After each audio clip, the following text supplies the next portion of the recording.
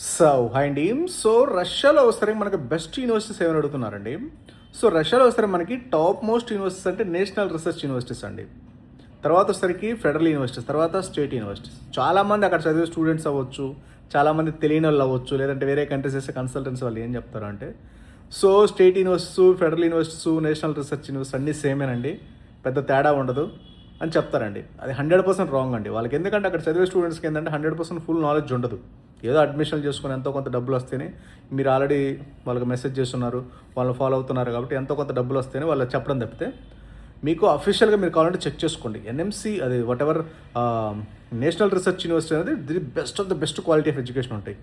తర్వాత federal university, తర్వాత state universities. మనకి యూట్యూబ్లో వీడియోస్ అవ్వచ్చు, ఇన్స్టాలో వీడియోస్ చేసి వీళ్ళంతా స్టేట్ యూనివర్సిటీలో చదువుతుంటారు.